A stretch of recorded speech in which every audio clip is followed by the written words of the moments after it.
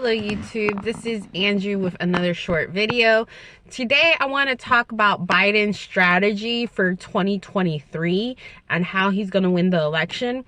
I wasn't really planning to do a video, but this came into my mind and it just made perfect sense of what's really going on and to avoid certain confusions. He's basically using the student loan forgiveness as bait. A lot of the Democrats that I know, they always say that Democrats, how they usually win elections and how they usually get reelected is by giving people, like, they call this strategy the rat and cheese strategy, where you give the rat cheese and they fall for the trap. So that's what's really going on. And whoever is the rat in this whole scenario, unfortunately, I wouldn't say is the people that are getting the student loan forgiveness, but the people that are probably might go to war. And it's kind of sad to say this and look at things play out the way it's playing out. But it's just weird that Mr. Zelensky, I think he's the president of Ukraine, how he came into the White House and applied, he was like in the Speaker of the House and was like saying thank you and all this stuff. And it's just funny how Harris and I don't know her face, the other older lady that looks like she's about to die. It's just funny how they applaud him and put the Ukraine flag, and it's just weird that we are giving money to this country without getting anything back, which to me is nonsense. I mean, I think we're going to get that money back, but it's like, when? And then another thing is kind of like, okay, what do we gain from this? Are we getting oil? How are we getting the money back? Because knowing America, we do not give money out without any condition, because nothing is really free, and we're not giving money for free just because. So it's just weird that this whole scenario is going on while America's trying to supposedly attack Russia, which I think this whole thing is just a lot of BS. And unfortunately, we might fall for the trap for 2023 because of the student loans. Like I said, the trap of the whole mouse and cheese trap. And people are going to fall for it because, I mean, who doesn't want their student loans to be forgiven? Like, it's freaking $20,000. Like, are you gonna vote for Trump, who's not gonna give you a student loan forgiveness? No, even though I still believe that Trump would improve the economy. Trump is not gonna give us $20,000, people. Think about it. So people are gonna fall for the trap, and we might go to war on the occasion that we're supporting a cause that's very necessary, and to be honest is not really a necessary cause, because this issue has to do with Russia and Ukraine, and they could do it by themselves.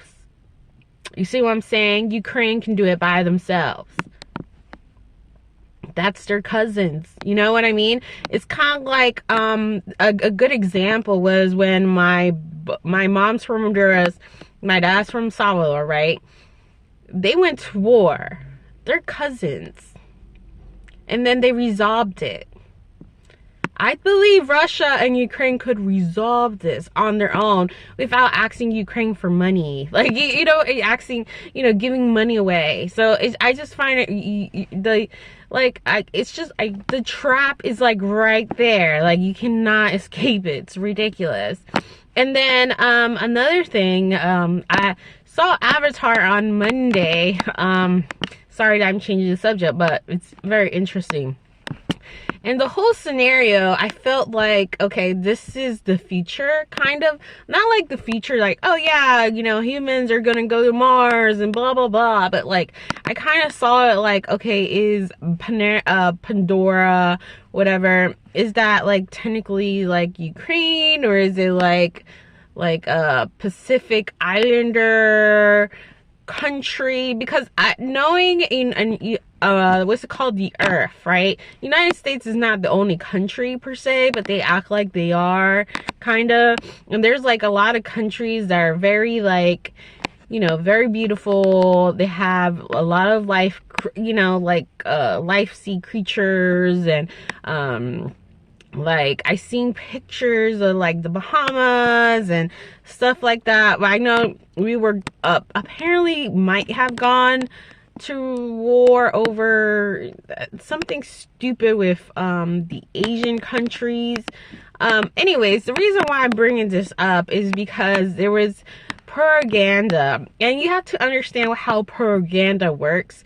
It comes in movies. It's very subtle.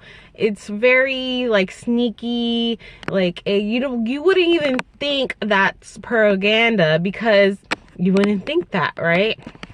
So let me tell you about this Avatar movie too.